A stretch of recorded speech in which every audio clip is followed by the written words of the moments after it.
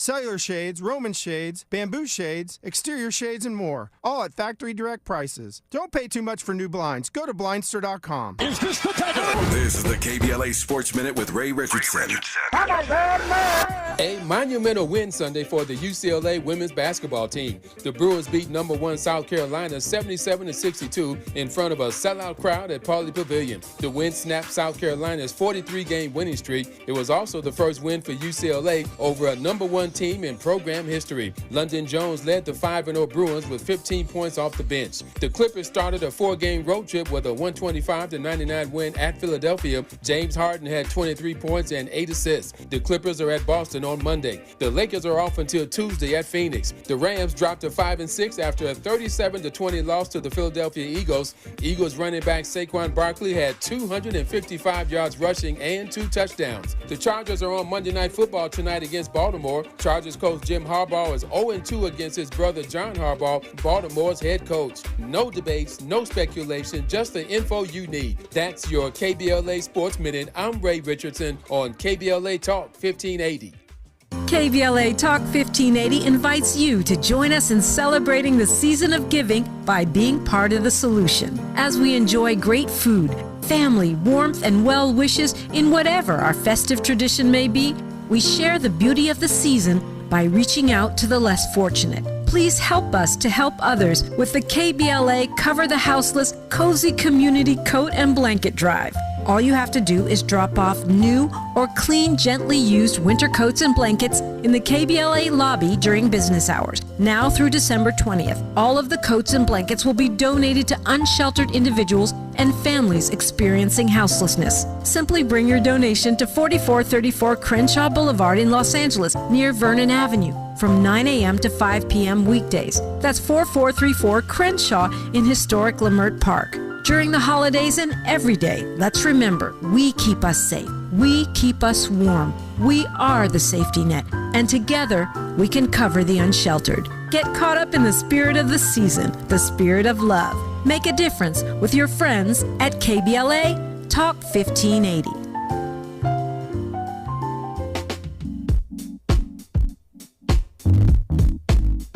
You should have been downtown. The people are rising. We thought it was a lockdown. They opened the fire. Them bullets was flying. Who said it was a lockdown? Goddamn lie. Oh my, time heals all, but you out of time now. Judge gotta watch us from the clock tower. Little tear gas cleared the whole place out. I'll be back with the hazmat for the next round. We was trying to protest and the fires broke out. Look out for the secret agents, they be planted in the crowd. Said it's civil unrest, but you sleep so sound like you don't hear the screams when we catching beat down. Staying quiet when they killing, but you speak loud when we ride. Got opinions coming from a place of privilege. Sicker than the COVID, how they did them on the ground. Speaking of the COVID, is it still going around? Won't you tell me about the loot? I'm Tavis, Smiley. Glad to have you with us in this hour as we push towards Thanksgiving later this week. A conversation as promised in this hour about the case for open borders. The case for open borders. Pleased to be joined now by author John Washington to discuss his latest text and the impact and consequences of Trump's mass deportation plan, which are coming more and more into focus with each passing day. We just had a guest on in our first hour, Congressman Jesus Chuy Garcia out of Chicago, who opined on this just an hour or so ago. But I'm pleased now to go a little deeper with John Washington in this hour. John, good to have you on. How are you, sir?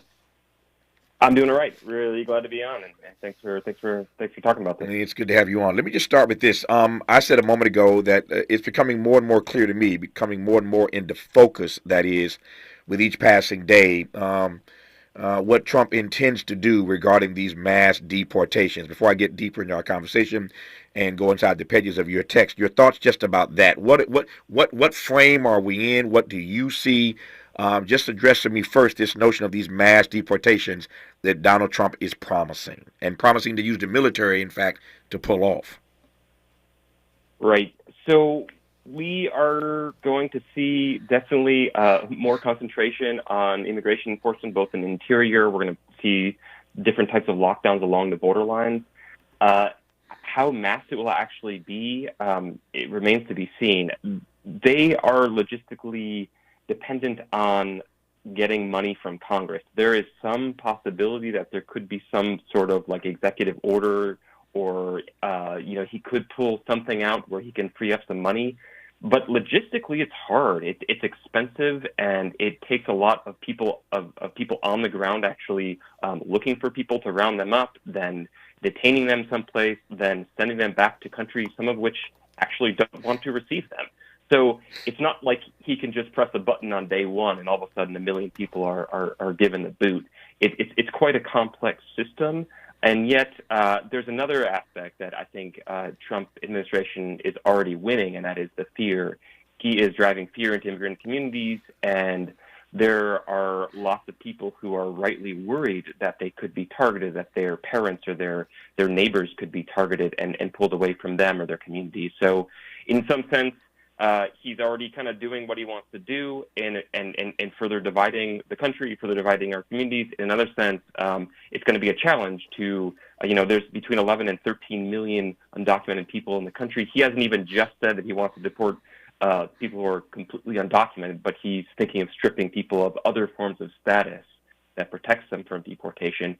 And all of that will take years, lots of money, and lots of headache to actually enact. It would be unprecedented to see Donald Trump use the military in the way that he has promised. I have a few questions I want to ask about that, but how do you how do you even see that working?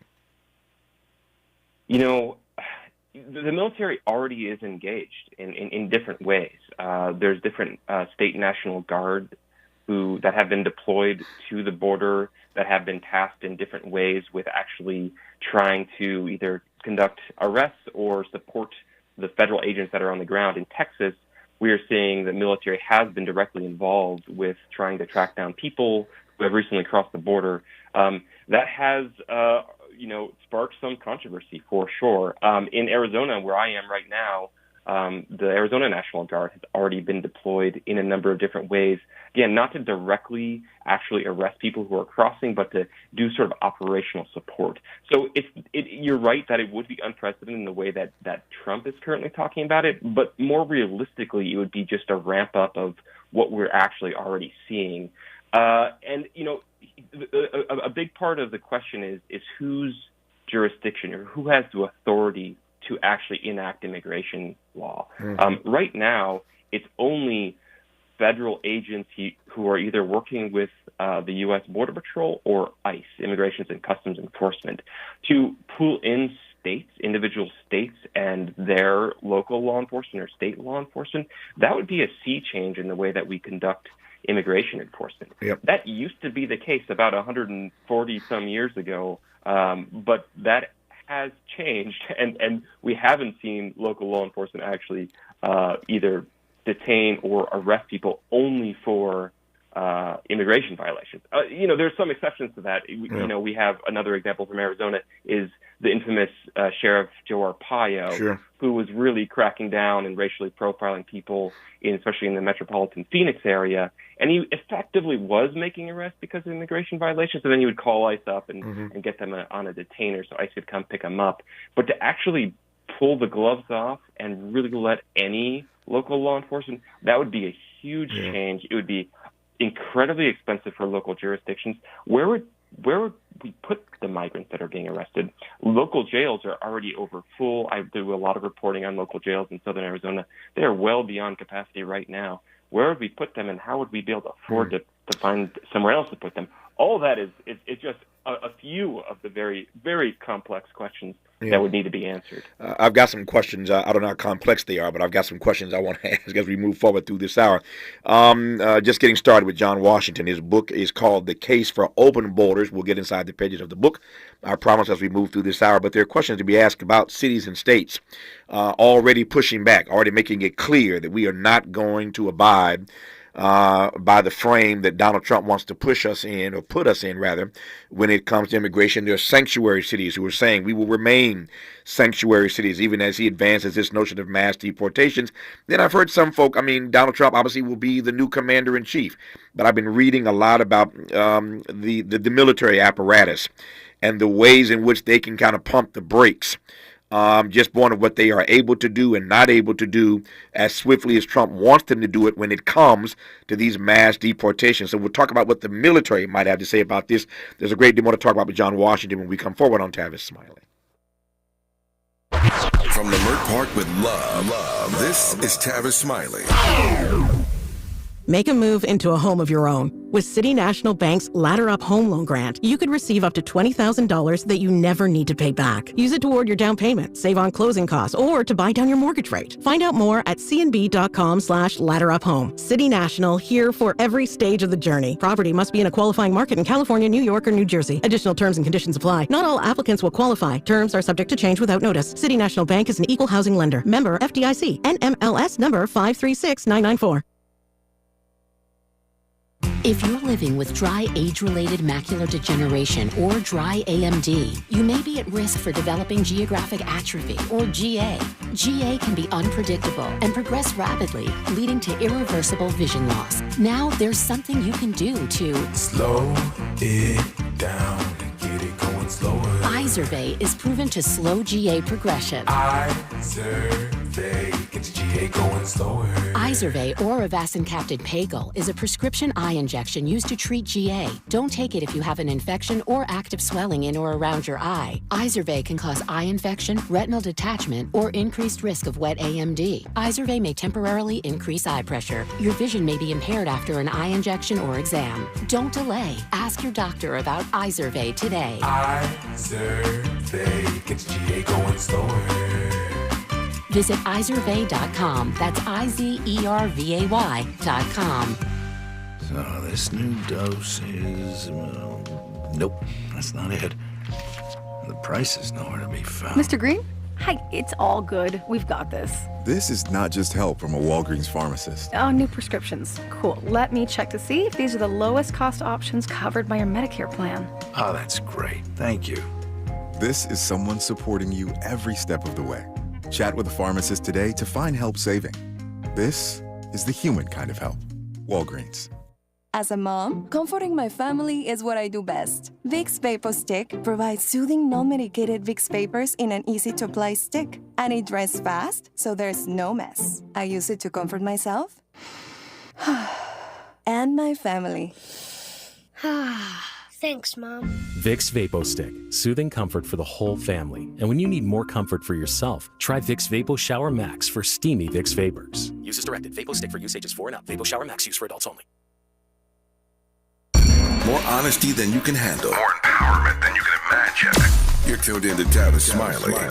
Tavis Smiley and John Washington, author of the book, The Case for Open Borders. Donald Trump is promising mass deportations, has promised to use the military to make that happen. And we're just, again, day by day getting a better understanding, more insight into what that actually will look like when Donald Trump takes over come January the 20th. So, John, you were making this, we were talking a moment ago, and I want to come back to this, about, at least I was, this issue of various cities, municipalities, states that are already lining up to fight Donald Trump on this, already pushing back, because it does, in fact, raise this question once again of who ultimately is responsible for this. Donald Trump sees it one way.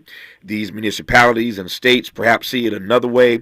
And again, there's going to be some pushback on this. So let's talk about the pushback as you see it and what all that means. Yeah, so, you mentioned sanctuary cities before the break, and I think it's really important to remember that there's a huge difference between not working with federal law enforcement to actually actively hunt down people who are in the country without authorization and stopping the federal government or federal agents from hunting down people within that jurisdiction. Sanctuary cities is relatively actually a pretty toothless designation.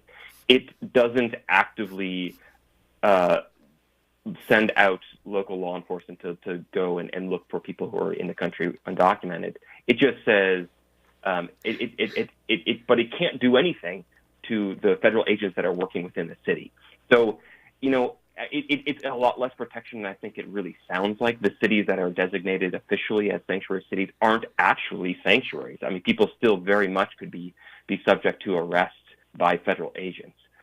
So I think the pushback to actually really protect people who are in the country without documentation is going to have to be much more robust than just flying the sanctuary city flag. And there are some more local contexts where we're seeing people thinking about doing sort of ICE watch, making sure that people are aware if ICE is in the community, or trying to block deportations in other ways. But just the sanctuary city doesn't actually do that much. So yeah, you mentioned states and other local jurisdictions maybe getting ready to actually join the crackdown. Arizona, Texas, Oklahoma, a couple other states have actually passed laws or ballot propositions, as in Arizona, that would enable them to police immigration and also to actually effect deportations. But as I was saying before, currently the federal government holds a monopoly on that authorization. So laws would have to change. There would probably have to be a Supreme Court decision to actually let the states do that sort of immigration policing. That could happen. If Kamala Harris won, things would be a little bit different. But especially if Trump gets to appoint another Supreme Court justice, that could very well change. And that would be a radical sea change from where we have been for over a century in terms of how we decide who gets to protect U.S. borders. Two things I want to circle back to, then I want to push forward.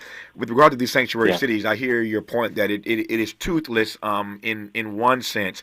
On the other hand, though, I suspect it does mean something to these persons to at least live in a city where you're not going to be round up by the local authorities. The federal government has to come find you, but at least the locals aren't going to come looking for you. There's got to be some solace in that, John, I would think. Sure. I would say, I think a lot of the way that a lot of people look at it, it's not nothing, but it's not nearly enough either. So, absolutely. I mean, rhetoric matters. Absolutely. I mean, fear is a real factor into how people go about their lives. It has effects on both the body, on the, emotional well-being of all these people, and on communities as well. And we see that the rhetoric that is spouted by anti-immigrant restriction, it's actually trickles down and in some cases translate into real violence against people. I mean, we saw some of the mass shooters we've seen have been parroting the things that people have been spouting out about immigrants coming to take jobs or great replacement, things like that. Rhetoric absolutely matters. So when local leaders are saying that we're not going to hunt you down, I think that also has an effect. But that doesn't mean that people are actually safe from being rounded up and being deported. No, I get it. I just wanted to make the point, not that you were saying otherwise, but sanctuary cities, to my mind, they do matter. They may not be as powerful in their policy prescriptions and what they can actually do as opposed to the federal government. I get that point.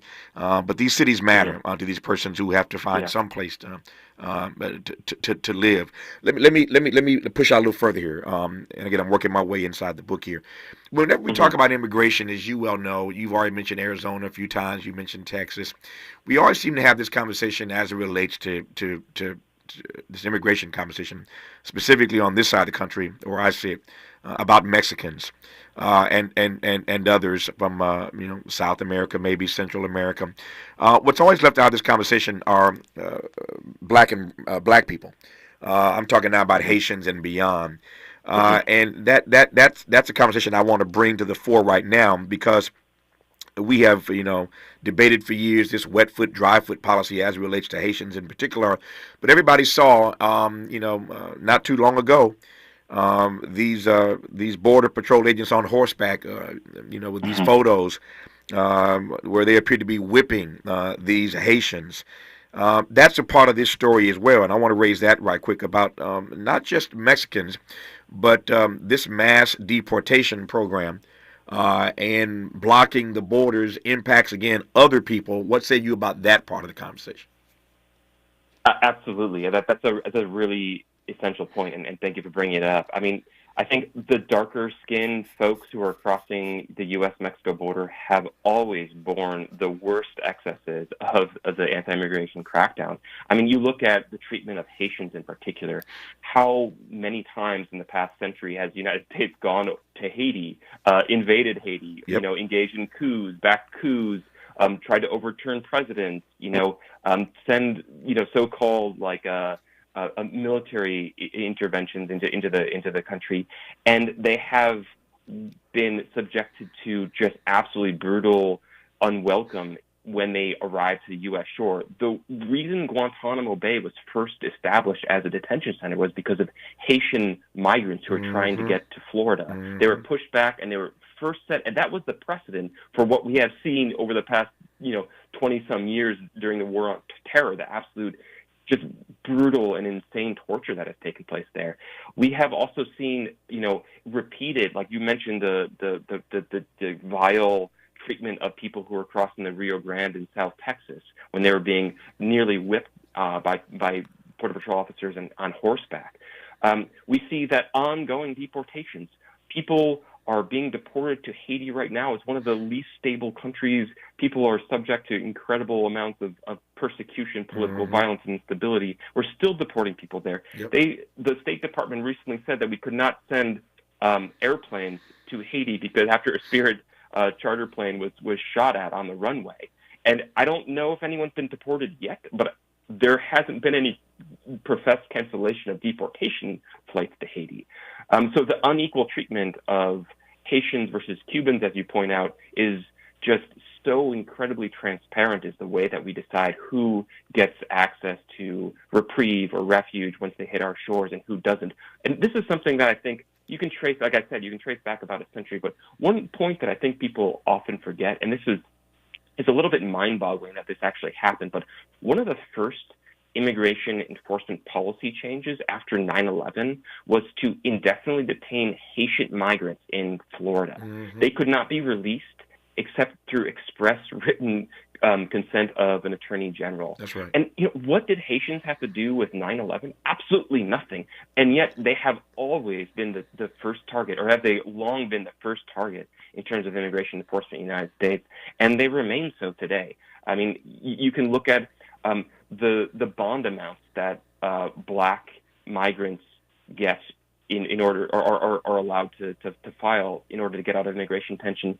Just across the board, the darker skinned you are, the higher you have to pay to get out. And it's not just Haitians, it's people from the Garifuna communities in Central America, it's people from indigenous communities in South America, and Africans increasingly who are winding their way through Central America and Mexico to come to the United States. It's really a disturbing history and ongoing situation.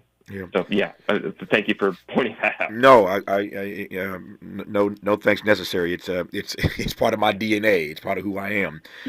To raise these issues on behalf of people who look like me. Make no mistake about that.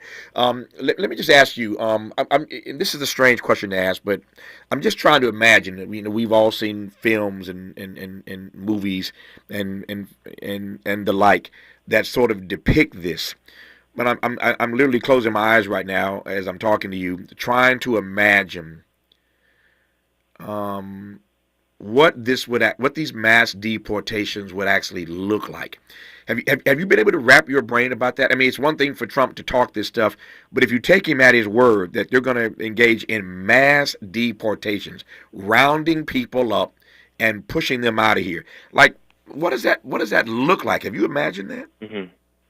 Yeah, I think we've seen snippets of it, but if Trump was able to get a blank check from Congress, and that is very much still a big if, what it would look like is sort of what we have, but just increased at scale. So we have right now about 40,000 people who are in immigration detention centers for no other crime than crossing the border and seeking either safety or opportunity or reunification with their families.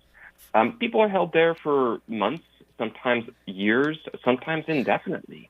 And I think what it would look like if, again, Trump were able to secure the funds is a, tripling or quadrupling of that. Maybe there'd be 100,000 people, I don't know, in immigration detention. They have talked about building these soft-sided facilities, these tent camps, which we have already seen even in the Obama administration. There were these emergency shelters that were housing people in really awful conditions. So I think just that at scale, and then deporting people back to either Mexico, if they'll have them. Right now, Mexico accepts Mexicans who are deported back to that country, and a few other countries, Cuba, Haiti, Venezuela, and Nicaragua, depending. That sort of shifts sometimes depending on diplomatic ties. But all of the other countries besides Mexico would need flights to get back there. That's incredibly expensive, and then need the consent of those governments. And not all governments, including Venezuela, is willing to take back people who are being deported from the United States. So it would probably take strong arming those governments through threats of tariff or something maybe even worse. And probably a lot of them just wouldn't accept. So then what do you do with them? Then they either be detained, as I said before, indefinitely in these shelters, or I don't really know what it would look like from there. But it's not that easy to just snap your fingers and get rid of a million or a few million people. Maybe over 4 years you could deport a million or so, but the 11 to 13 million, I don't know how that's logistically possible. You mentioned Obama, and I've had this conversation many times before. And other than Trump's on the list, but the record holder still at the moment for deportations is Barack Obama. And people don't want to hear that, but that's what the data points out. So here's my question. I thought about this as you were talking. Once Donald Trump starts these mass deportations, whatever that looks like, and he starts getting all this pushback from the left, from people like me, what would our response be if he said, sit down and shut up? Barack Obama did the same thing. And if he pulled out the photos and the video footage of what Obama did during his 8 years with all these persons in these horrific conditions, if he just said very clearly, America has an immigration problem, and I ain't doing nothing different really than what Barack Obama did, and he pulled out the evidence, or as we say, pulled out the receipts, which are easy to find, what would we say, John Watson? I think you might say touche, because you're absolutely right that Obama and Biden really have laid the groundwork. I think both the infrastructure, actually, and also just sort of the political framework right now around why this is even possible. One of the points I make in the book is the lack of response that the left has had for a long time on immigration. Mm-hmm. The left has been capitulating, acquiescing to the right's demands since before Obama. You can trace this all the way back to Clinton. Mm-hmm. But they haven't had a positive view of how they should think immigration should be regulated.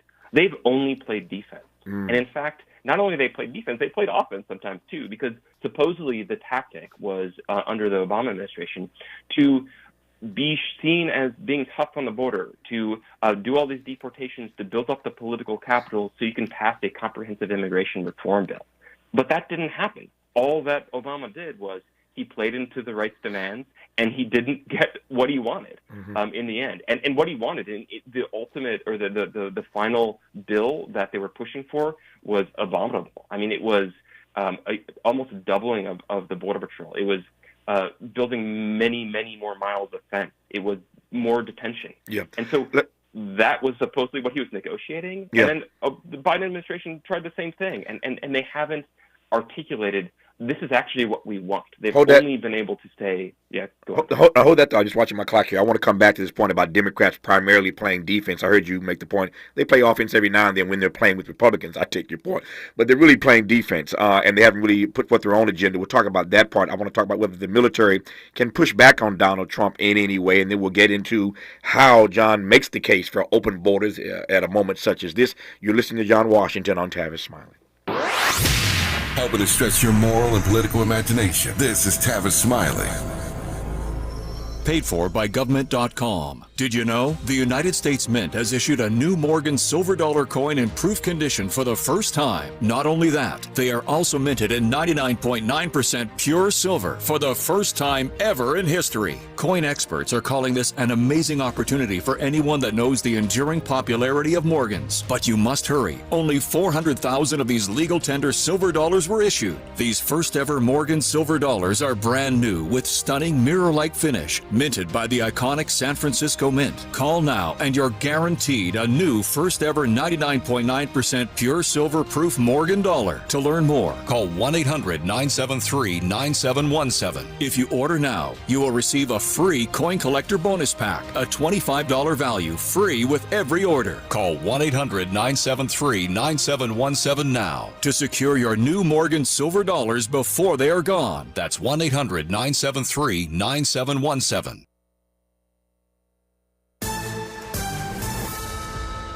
I'm Mimi Brown with 4 things you should know from BIN News. The NYPD will have a new police commissioner today. Mayor Eric Adams will be swearing in Jessica Tisch to lead the department. Los Angeles is a step closer to becoming a so-called sanctuary city. An LA city councilman says the newly passed ordinance is a direct shot at President-elect Donald Trump. Megachurch pastor Bishop T.D. Jakes is said to be in stable condition after what's being called a slight health incident during his sermon Sunday at the Potter's house. His daughter Sarah posted online that he's already beginning to improve. What could be a record-breaking Thanksgiving travel week at LAX is in full swing. On Sunday, airport officials said 222,000 people and 94,000 vehicles passed through the gates. Similar crowds are expected all week. Get BIN News on demand 24/7 at BINnews.com. Hi, I'm Kyle at Blindster.com. At Blindster, we offer custom-made faux wood and real wood blinds and shutters, cellular shades, Roman shades, bamboo shades, exterior shades, and more, all at factory direct prices. Don't pay too much for new blinds. Go to Blindster.com. Is this the tether? This is the KBLA Sports Minute with Ray Richardson. A monumental win Sunday for the UCLA women's basketball team. The Bruins beat number 1 South Carolina 77-62 in front of a sellout crowd at Pauley Pavilion. The win snapped South Carolina's 43-game winning streak. It was also the first win for UCLA over a number 1 team in program history. London Jones led the 5-0 Bruins with 15 points off the bench. The Clippers started a 4-game road trip with a 125-99 win at Philadelphia. James Harden had 23 points and 8 assists. The Clippers are at Boston on Monday. The Lakers are off until Tuesday at Phoenix. The Rams dropped to 5-6 after a 37-20 loss to the Philadelphia Eagles. Eagles running back Saquon Barkley had 255 yards rushing and 2 touchdowns. The Chargers are on Monday Night Football tonight against Baltimore. Chargers coach Jim Harbaugh is 0-2 against his brother John Harbaugh, Baltimore's head coach. No debates, no speculation, just the info you need. That's your KBLA Sports Minute. I'm Ray Richardson on KBLA Talk 1580.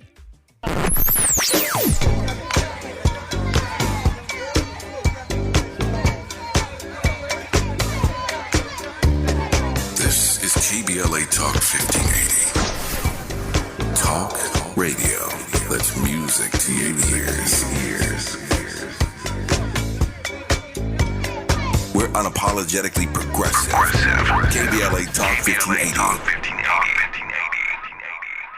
Lowe's knows you want to get even more value for the holidays. That's why, as a My Lowe's Rewards member, you get new member deals every week on holiday decor, tools, and more. Program subject to terms and conditions. See Lowe's.com/terms for full details. Subject to change. Are you an entrepreneur looking to take your business to new heights? KBLA Talk 1580 is your partner in success. Every day, we celebrate and elevate Black-owned businesses across our community. Our KBLA SMB Marketplace currently features The Cookie Dip, Badass Bakes, Hair Concoction, Higher Education Accreditation Consulting, LACC Radiology Technology Department, and Malik Books. Your business deserves to be heard. Let KBLA Talk 1580 amplify your voice and connect you with our powerful community of listeners. Email smb@kbla1580.com today. That's smb@kbla1580.com. At KBLA Talk 1580, we've got your black.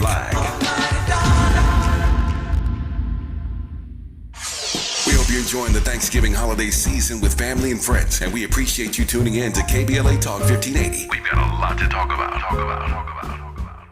Hey, John, why so glum? I just got let go. The company's downsizing. This is the third time in the last 2 years. I'm done with this. Have you thought about My Computer Career? I've heard they can train you for a career in IT in just a few months, including cybersecurity and the basics of AI. And you don't need prior training or experience. Now that's a recession-resistant career. Wow, thanks. I'll check them out. Go to mycomputercareer.edu and take the free career evaluation. mycomputercareer.edu. Financial aid is available for qualified students, including the GI Bill. $5,000. That's the average amount of money people in the U.S. are now spending on gas in a year. $5,000. That's crazy. If you drive, you have to download Upside, the free app that gives you cash back every time you get gas. That's right. You can earn real cash back with Upside just by buying the gas you're already buying. You can literally start earning cash back today. I use Upside every time I fill up, and I've already made around $200-$300. You're putting gas in your car anyway. Why not get real cash back? If you like free money, download Upside. I'm saving the cash I earn from using Upside to help pay for a vacation later this year. Download the free Upside app now to earn cash back every time you buy gas. Use promo code SNAP to get an extra 35 cents per gallon on your first tank. You can cash out anytime right to your bank, PayPal, or a gift card for Amazon and other brands. Just download the free Upside app and use promo code SNAP for a 35 cents per gallon bonus on your first tank. That's code SNAP for a 35 cents per gallon bonus. Helping to make you the most knowledgeable person in your circle of friends. This is Tavis Smiley. Tavis Smiley and John Washington, immigration journalist and author of a text called The Case for Open Borders. But moments ago, John, watching my time is getting away from me. Let me move swiftly through a few things I want to cover with you. Moments ago, you said that Democrats have a bad habit, or a bad record, frankly, of playing defense on this issue of immigration, oftentimes acquiescing to Republican demands and wishes in hopes of getting something better or something greater later. That never seems to happen. What's your read quickly here of why Democrats are always on defense on this issue? Why is a really tough question. I can see the record, and I can see that. Just look at this past administration, where the Biden-Harris administration began, which was promising to restore asylum, which was trying to implement a 100-day moratorium on deportations when they took office, which was on rolling back a lot of the worst policies of the Trump administration. That's where they started. Where they ended up, especially Kamala Harris on the campaign trail, and even in the months before that, before Biden stepped out, they were celebrating how closely they were working with hard right Republicans on trying to crack down on the border, on trying to spend more money on border guards, on more surveillance, on more detention, on severely limiting asylum, restricting it to people, to very, very few people. So why they did that, I think they see it as really, unfortunately, as a political football rather than actually having impact on real people. And this has been the strategy for a long time. It represents to me just a real poverty of imagination. I was talking in our first hour today with Congressman Chuy Garcia out of Chicago about how Democrats just missed it on the issue of poverty, how they could have organized poor people, as Reverend William Barber has been saying for years. If you organize poor people, you can win these elections. And so they don't want to talk about poverty. And on top of that, they have a poverty of imagination when it comes oftentimes to these kinds of issues where they end up playing defense too often. But since you mentioned Obama earlier, let me go back to Obama one more time here. And I want to quote from Cecilia Munoz, who is a top domestic policy advisor to Barack Obama, as you well know.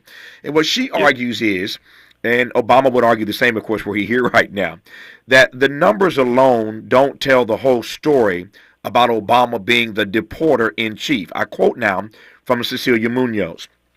A straight numbers by numbers comparison doesn't provide an accurate picture of what was going on in the Obama administration. She's now with the New America Foundation. She argues that Obama prioritized deporting people convicted of serious crimes and recent arrivals who had no criminal records. If you're not targeting and focused on people who recently arrived, then the border is effectively open, says Munoz, adding, it is more humane to be removing people who have been here 2 weeks than it is to be removing people who have been here for 20 years and have families, close quote. Donald Trump, by contrast, she said, has rejected the policy of focusing on new arrivals and criminals and instead wants to deport as many people as possible. That's what she's selling. Are you buying it, John Washington? No, I'm not buying it. You can say that the numbers don't paint the whole picture, but I think you can say it from the other side as well, that each number represents an individual person, and that person has family, often brothers, sisters, mother, father, kids, community members, that you're ripping away those people from their communities. And Obama made this distinction. He said, we're going after, quote, felons, not families. But that is many, many cases a false distinction. And I think it also presumes the fact that people who are convicted of felonies don't deserve basic human rights, because they certainly weren't afforded them after they were picked up. The due process that we've seen in immigration courts is severely lacking. Yeah. So I think the Obama administration really did lay the groundwork for Trump coming in and turning up a little bit more the pressure on communities, on trying to deport even more people, on trying to build more walls. All of that was in place. Remember, Obama administration also was the first administration to develop family-specific detention centers. And I visited those, and those were places that people were, yes, they were recent arrivals or almost exclusively recent arrivals, but their, mothers with small children had to go on hunger strikes to try to just get basic dignity inside. I mean, these were really abysmal places, and I don't think I can just accept the fact that he was doing this sort of enforcement with a softer heart. Yeah, I'm looking at a cartoon that was posted some years ago, and it's Bart Simpson, Bart and his father. It's a cartoon, so I'll try to illustrate it as best I can for radio. There are two frames. There are two frames in this post, and the first is Bart saying, "Finally, no more kids in cages." That's Bart in the first frame of this cartoon. Finally, no more kids in cages. And the second frame is his father in his face saying to him, "No more media coverage of kids in cages." No more media coverage of kids in cages. And sometimes I'm looking at this cartoon and I'm laughing, although it's a serious matter. But that's part of what you get during the Obama era, during the Biden era. You get the media not covering this, but it's still going on. Yeah, it is still going on.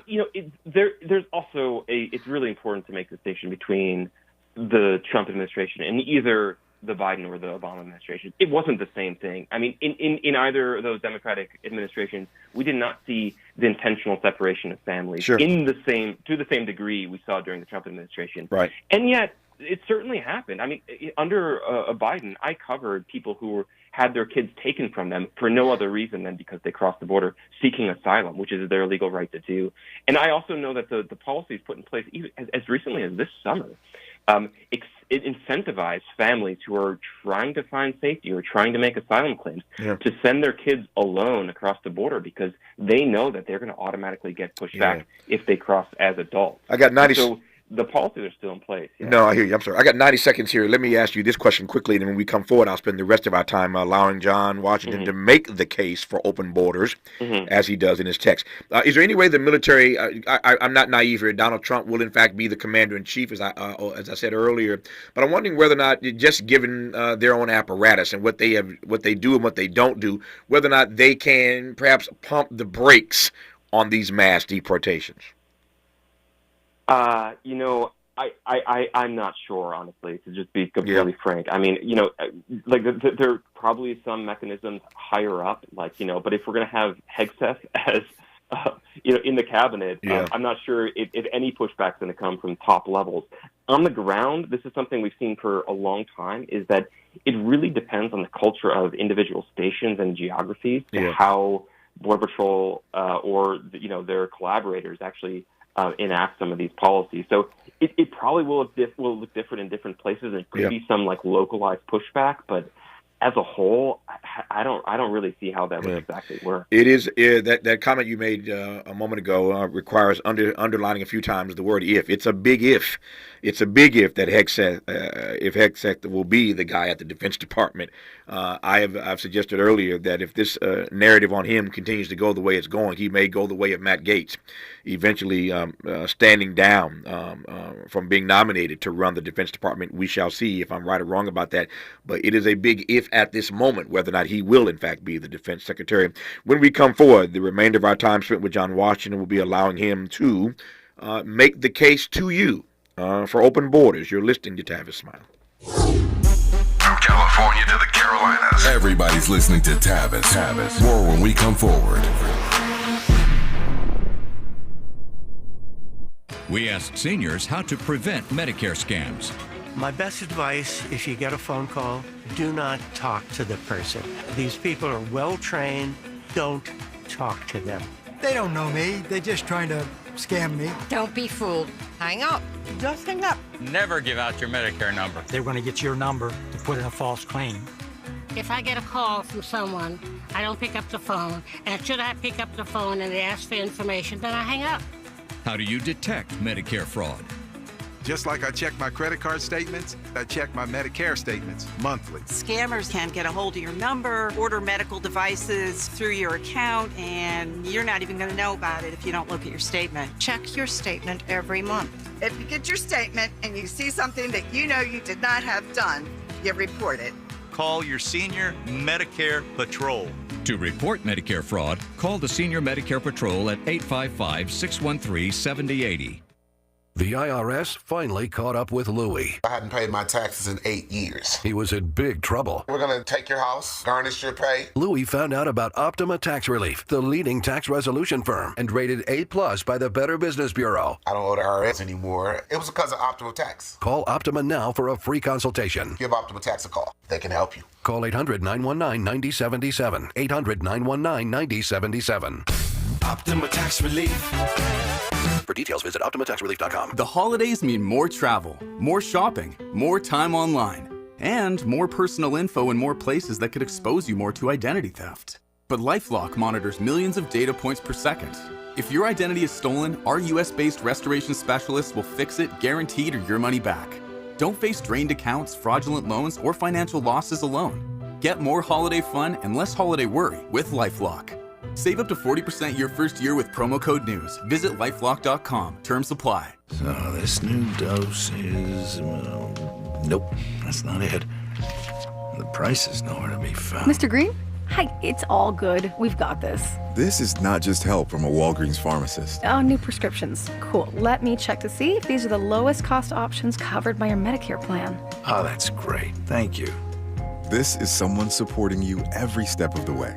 Chat with a pharmacist today to find help saving. This is the human kind of help.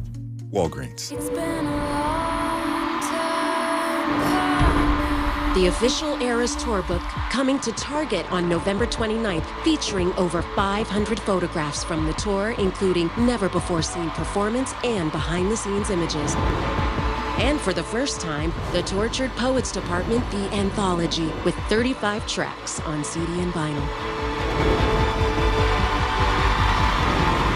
Only at Target. Mayfresh Daily in Leimert Park, Los Angeles, California. You're listening to Tavis Smiley.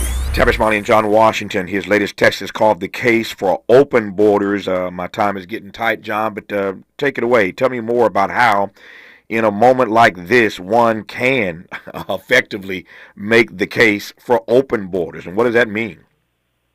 Yeah, I think it's an urgent case right now. I think it's as urgent as ever. So, I think stepping back a little bit and looking at the historical perspective, in the past century or so, I would say that as a society, we have made pretty decent strides in trying to eliminate persecution and discrimination based on sex, based on race, religion, gender, all of these things. We haven't figured out everything, and we have more work to do, absolutely. But one thing that has been left out of this, discrimination based on where you were born, remains and remains on the books. And there are billions of people across the globe who are relegated to extreme poverty, to political persecution and political instability, to extreme amounts of violence. And if they try to move to seek opportunity or to save their hides from that persecution, they could feel the full brunt of state violence. That is arrest, detention, deportation. And I think that in 2024, we should be able to do better and recognize that an immutable characteristic of who you are, that you have no control over, where you were born, should not mean that you are discriminated against. And I think, I can say this. I can say that I have a principle of believing in the freedom of human movement, or the freedom or the guarantee of basic human rights for all people, no matter where you were born. And you say, okay, yeah, fine. But, we don't run politics by either moral or ethical ideal. And you say, in practice, actually, we just can't run a society if all of these people will suddenly start coming. But actually, if you start looking at the evidence, you recognize that there will not be nearly as many people migrating as one would presume if we open borders. And we have, real-world examples to look at. We have the passport-free zone in the EU, which is now being restricted. But there are a lot of fears right away that all these people from Eastern Europe or from Southern Europe would start flocking to Northern or Western Europe. And it didn't really happen. There was some migration and there was some back and forth, but we didn't see the sorts of numbers that people really feared. And we have a number of other examples throughout the world of this as well. One I spent a lot of time in the book looking at is the Mariel boat lift from Cuba to Miami. We saw 150+ thousand people move to just Miami in a few months in 1980. And what we didn't see afterwards was wages go down, unemployment increase, housing decrease. All of the things that people immediately point to as sort of their knee-jerk reactions. Well, I need my job. Actually, jobs in the way that the economies are set up in the 21st century, they're not zero-sum. Jobs, in fact, many times beget further jobs. Crime rates decrease when more people migrate. Wages either stay the same or sometimes in the long term actually go up. So all the fears that people have about what more migration would herald aren't borne out when you look at the evidence. When we come forward in our remaining moments, I want to ask then, I hear the point you've made. If the argument, though, is that, at least with regard to our borders, I can't talk about Europe, but with regard to our borders, if the argument is that they come here for opportunity, they come here for a better life, if you had open borders, and your argument is that we wouldn't see the migration that we expect we would see, then what holds them there? What holds them there if the argument is they come here for opportunity and a better life? We'll get that question put to John Washington when we come forward on Tavis Smiley. This is getting good. Yeah, man. Tavis Smiley continues when we come forward. If you're like me, 60 and retired, making ends meet, especially here at the supermarket and drugstore, is tough. I'm so blessed to have found benefitscheckup.org. It's a free and confidential website from the National Council on Aging that connected me to $1,200 a year in programs that help pay for food, medicine, utilities, and more. Maybe it can help you. benefitscheckup.org. You know where you want to go in life, and City National Bank can help. City National knows the dedication it takes to build your vision for the future into a reality, and our team is here for you. We have a wide range of options to help, from personal savings accounts to interest-bearing money market savings accounts and more, all designed to help you get where you want to go. City National, here for every stage of the journey. Learn more at cnb.com. City National Bank is a subsidiary of Royal Bank of Canada, member FDIC. Hear that? That's the sound of your life. Perfectly imperfect. Beating in rhythm to the world you've created. But every time you drive after drinking, the music gets drowned out. Your life sounds pretty great. Don't let a buzz ruin it. Buzz driving is drunk driving. Don't drive buzzed. A message from NHTSA and the Ad Council. Hey there, Los Angeles. This is James Lucky Jr., publisher and editor of Los Angeles News Observer. Are you hungry for news that matters to you in the African American communities of Los Angeles? Well, buckle up, because we got the scoop you've been craving. Stay in the know and never miss a beat with our free weekly publications conveniently available near you. Or hop on the digital wave and become an exclusive subscriber at OGNSC.com. Don't forget to join the party on Instagram and Twitter at OGNSCINC for behind-the-scenes access and sizzling updates. No more FOMO. Let's stay informed, connected, and empowered together. KBLA Talk 1580. We've got a lot to talk about. KBLA Talk 1580 reminds you that we keep us safe. The Live Your Life organization mentors young women, helping them break negative mindsets and see beyond their surroundings. Through career exposure and hands-on training, they're encouraged to think big, stay focused, and make positive choices. Founded by Nikisha Mama Boo Smith, who transformed her life to become a community leader. Live Your Life is changing lives, but they need your help. They're raising funds to keep their new building open and expand their program. Your donations will support food, clothes, hygiene products, and holiday giveaways. Visit liveyourlife32.com.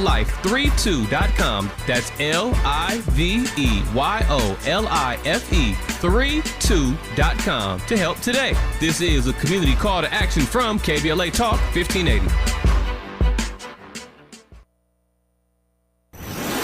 Let's get back to more of this rich dialogue with Tavis Smiley.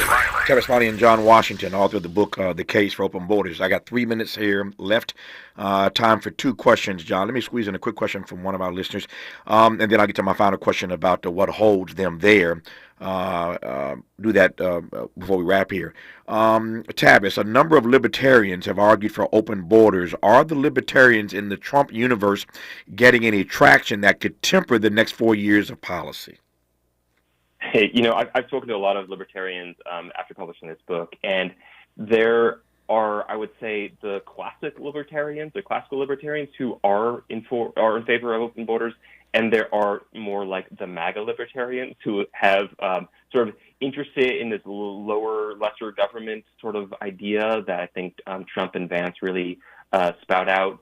But they are very much not for open borders. So there's definitely a little bit of dissonance in their policy proposals. Yep. Some libertarians are for, plenty are against still. 2 minutes left here. I'll give it all to you, John Washington. If your argument is that historically we've seen patterns around the globe where when there are open borders, you don't see the influx that people expect, I hear that argument. But if the argument is that they come here with regard to our borders, they're coming here for opportunity and a better way of life, then what holds them there? Why would we not see the influx of immigration that you argue many of us expect to see? We certainly would see an increase in immigration. I mean, I'm not naive there. There would be a lot more people coming, and there's room for a lot more people. And there's, in fact, a need for a lot more people. There's 1 million job vacancies in the construction industry, just to name one industry where we need a lot more people to come in from. But an essential corollary to this idea of open borders, or even a lesser form of it, just opening wider slightly the gates, would be to address the underlying issues that people are fleeing from. And that is looking at the root causes. The right to remain is as important as the right to move. And so looking at climate change and why that is destabilizing so many countries and forcing so many people to flee, looking at the political situation, economic situation, you have to take it all as a package. You can't just address borders at the borderline, because otherwise you're missing the why of how people get to the border and try to get into the country in the first place. And that is one of the very limited, I would say, blind approaches towards immigration enforcement for a long time. We're trying to stop them from coming after they've already ran 90% of the marathon. Like they're trying to say, now we're going to try to push them back. No, I get it. The book is called The Case for Open Borders. The Case for Open Borders. The author of that book has been our guest in this hour. I've been delighted to have him on. Immigration journalist John Washington. John, thanks for your insights. Appreciate the conversation. So happy holidays to you and all the best. Thanks so much, Tavis. Happy holidays to you as well. Thank you, sir. Good to have you on. More of Tavis Smiley when we come forward.